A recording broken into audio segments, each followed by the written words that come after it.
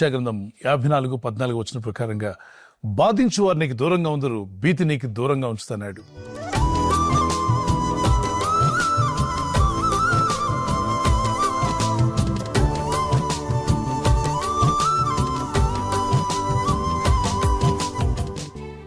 నిన్ను బాధించువారు నీకు దూరంగా ఉందరు, భీతి నీకు దూరమగునన్నాడు.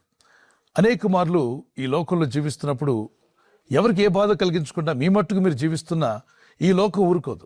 ఈ లోకం యొక్క పరిస్థితి ఏంటంటే ఎవరిని బాధ పెడదామా, ఎవరిని దుఃఖపరుద్దామా, అపవాదైన సాతానుడు, దురాత్మలు, అపవిత్రాత్మలు, ఈ ఫాలెన్ ఏంజల్స్ వాటికి అనుకూలంగా ఉన్న మనుషుల్లో ప్రవేశించి, అంటే భక్తి లేనటువంటి వారు, దేవుని యందు విశ్వాసం లేనటువంటి వారు మనుషులు అనేక మంది ఉన్నారు.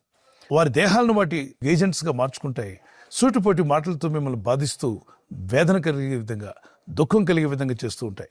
అటువాటిని చూసి నువ్వు బాధపడొద్దు, కృంగిపోవద్దు. కానీ యెషయా గ్రంథం 54:14 వచనంలో అంటాడు, నిన్ను బాధించు వారు నీకు దూరంగా ఉంచుతాను, భీతి నీకు దూరమగునన్నాడు. ఎవరో మిమ్మల్ని బాధిస్తూ ఉన్నారు, ఆ బాధను చూసి కృంగిపోకండి. ఆ అట్టి వారిని దేవుడు మీకు దూరం చేసి మీ జీవితాల్లో సమాధానం అనుగ్రహిస్తాడు. అంటే వారిని లేకుండా చేయమని కదా దాని అర్థం. వారు మిమ్మల్ని బాధించడం మాన్పిస్తాడు. మీకు కలిగిన ఈ బాధ నుండి మిమ్మల్ని విడిపించి మీ ఆత్మను ఆదుకుంటాడు. బాధపరచబడి వారికి ఆయన న్యాయం తీర్చునని 146వ కీర్తన 6-7 వచనాల్లో రాయబడింది. ఎవరైతే బాధల్లో ఉన్నారో వారికి న్యాయం తీర్చే దేవుడు ఆయన. మరి 6 బాధలు కలిగిన నీకు కీడు కలగకుండా నేను తప్పిస్తాను, అది 7 బాధలైనా సరే నేను నడిపిస్తాను, కాపాడుతానని యోబు గ్రంథం 5వ అధ్యాయం 19, 20, 21 వచనంలో రాయబడింది. భయం కల్పించే అనేకం ఉన్నాయి ఈ లోకంలో. వ్యాధి రోగములు కావచ్చు, ఆర్థిక ఇబ్బందులు, కుటుంబ పరిస్థితి కావచ్చు, అలాగే మీ జీవితంలో ఎదురవుతున్న ఉద్యోగంలో, వ్యాపారంలో, మీరు చేయాలనుకున్న పనులకు ఆటంకాలు వచ్చినప్పుడు కొంత భీతి మీకు కలగొచ్చింది. నేను చేయగలనా, ఈ పని అవుతుందా, దీన్ని నేను సాధించగలనా లేదని. అలాంటప్పుడు కృంగిపోవద్దు, విశ్వాసంతో ప్రార్థించు. ఈ వాగ్దానం ఎత్తి ప్రభా, నేటి కృపావర్తిగా మేము ధ్యానించినటువంటి యెషయా గ్రంథం 54:14 వచనం ప్రకారంగా బాధించు వారిని మాకు దూరం చేసి భీతిని మా యుద్ధకు రాకుండా చేస్తున్నావు. ఇదిగో నా భయాలన్నీ మీకు అప్పగిస్తున్నాను, ధైర్యంతో మనం నింపండి.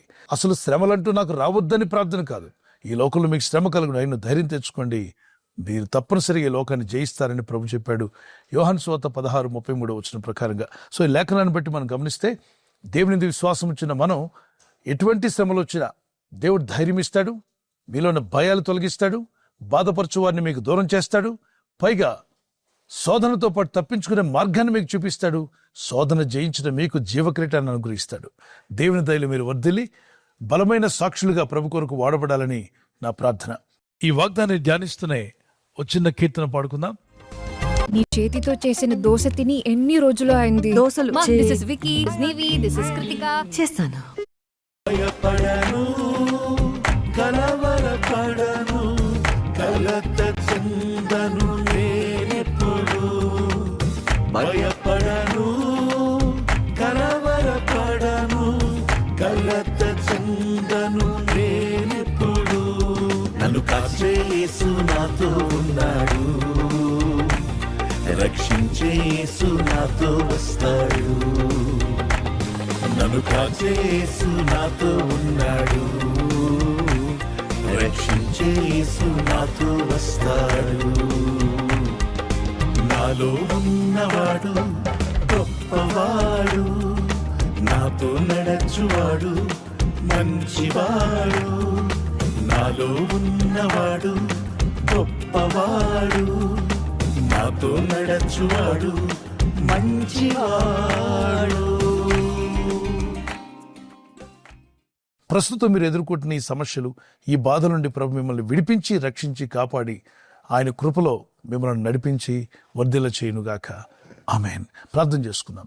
Dear Lord Jesus, I pray that let your mercy come upon your people. నీ ప్రజల మీదకి నీ యొక్క కనికరం, let your compassion may heal your people master.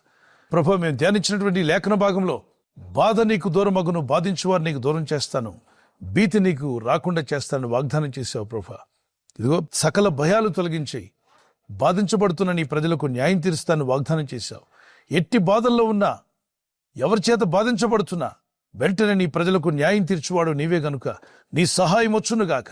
ఈరోజు ప్రార్థించి ప్రయత్నించబోతున్న శంకుస్థాపన అయిన, గృహప్రవేశమైన, ఒక బిజినెస్ ప్రారంభిస్తున్నా, ఉద్యోగ ప్రారంభానికి వెళ్తున్నా, ఒక మంచి కార్యక్రమాన్ని ప్రారంభిస్తుండగా, నేను వారి బిడ్డల వివాహం కొరకు ప్రయత్నాలు చేస్తుండగా వారు చేస్తున్న ప్రయత్నాలు ఫలించలాగున మీ దూతలకు ఆజ్ఞాపించండి. ఎవరైనా హాస్పిటల్లో ఉన్నా, ఐసీయూలో ఉన్నా, ప్రభు ఎవరైతే సీరియస్ కండిషన్లో ఉండి బాధపడుతున్నారో వారికి యేసు నామములో స్వస్థతను అనుగ్రహించండి. కృంగిపోయిన వారిని లేవనెత్తండి. మీ గాయపడిన హస్తమును చాపి వారికి ఉన్న సకల రోగాల నుండి విడుదల ఇచ్చేయి. వారిని లేపి నడిపించిన ఆయన సాక్షులుగా నిలబెట్టుకోండి. ఈ ఉదయకాలం ప్రతి రోగి యేసు నామములో స్వస్థత నొందునుగాక. తండ్రి, ఈ దినం ఎవరైతే ప్రయాణమై వెళ్ళబోతున్నారో, అది రైలు మార్గమైనా, ఆకాశ మార్గమైనా, బస్సుల్లో, వాహనాల్లో ఎక్కడ ప్రయాణం చేస్తున్నా, రోడ్డు మార్గంలో ఏ వాహనంలో వారు ప్రయాణం చేస్తున్నా, నీ ప్రజలకు కాపాడే దూతలను పంపండి. ఉదయం బయలుదేరి సాయంకాలం ఇంటికి వచ్చేంత వరకు నీ కాపుదల, కాపాడే దూతల యొక్క సహాయము నీ ప్రజలకు దయచేయమని అడుగుతున్నారు. నీ దయా, నీ ప్రేమలు వీరిని వర్ధిల్ల చేయమని ఇదిగో వీరందరినీ చేతికి అప్పగించుకుంటూ ఈ కృపావర్తను బట్టి దినమెల్లా నీలో ఆనందించి సంతోషిస్తూ ఎదురయ్యే ప్రతి సవాలు జయించే కృపనిమ్మని క్రీస్తు యేసు నామములో అడిగి వేడుకుంటున్నాను నా పరలోకపు తండ్రి. ఆమేన్.